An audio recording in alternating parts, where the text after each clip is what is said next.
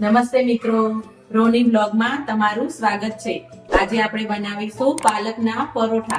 તો એના માટે મેં પાલક લઈ લીધો છે। પાલક એક જોડી પાલક લઈ લીધો છે। એને સમારી ધોઈ અને કમ્પ્લીટ કરીને આવા મોટા વાસણમાં લઈ લીધો છે। તો આ પાલક મેં એક આખી જોડી લઈ લીધો છે। હવે આપણે એમાં આ છે બાજરી અને હવે આપણે જાર અને બાજરીનો બંને લોટ મિક્સ છે એ લઈ લીધો છે અને આ એકલો ઘઉંનો લોટ છે। એક વાડકી આ ઘઉંનો લોટ અને એક વાડકી બાજરી અને જવારનો લોટ। હવે આપણે એમાં મસાલા કરીશું। પહેલા લસણ અને મરચા, આપણે લસણ અને મરચા ખાંડી લીધા હતા। મરચામાં તીખું જે પ્રમાણે તમે લેતા હોય એ રીતે લેવાનું, પણ લસણ અને મરચાનો ટેસ્ટ સરસ આવે છે પરોઠામાં। હવે આટલો ચપટી જેટલો અજમો આપણે મસળીને અંદર લઈ લેશું।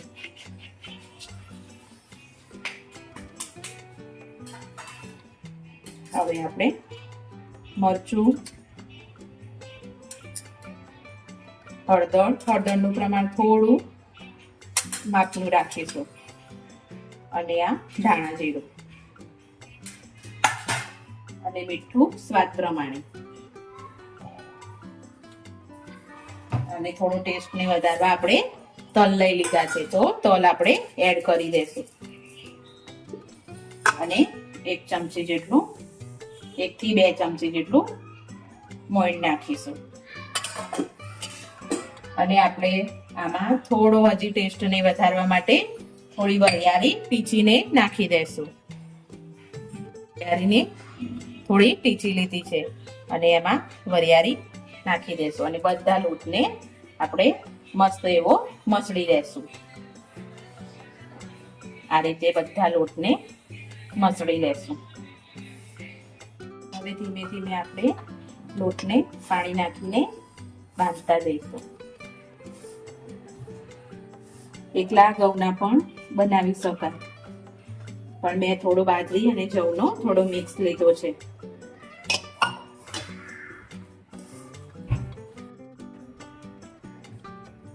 તો આપણે આ પાલક પરોઠાનો લોટ એકદમ તૈયાર થઈ ગયો છે।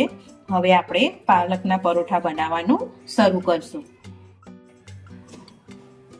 તો આ રીતે આપણે થોડો લઈ લેવાનો છે લોટ અને આ રીતે બધા પરોઠાને વણીને શેકી લેવાના છે। મેં એક તૈયાર કરી દીધો છે, એને આપણે પલટાઈ દઈશું।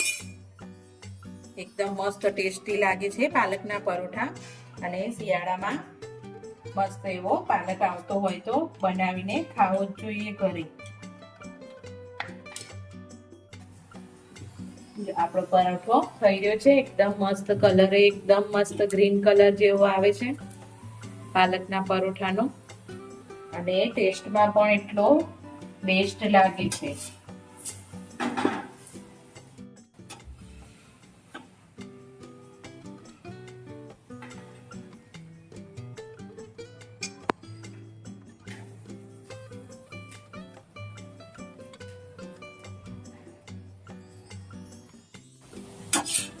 તો આપણા મસ્ત એવા પાલક પરોઠા બધા તૈયાર થઈ ગયા છે।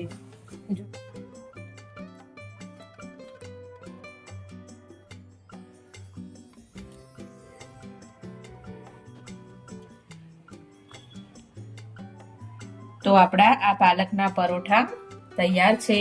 એને તમે લસણની ચટણી જોડે, લીલા મરચા જોડે, આથેલા મરચા જોડે અને છુંદા જોડે પણ અને ચા જોડે પણ એ બધા જોડે લઈ શકો છો। એકદમ મસ્ત ટેસ્ટી એવા લાગે છે।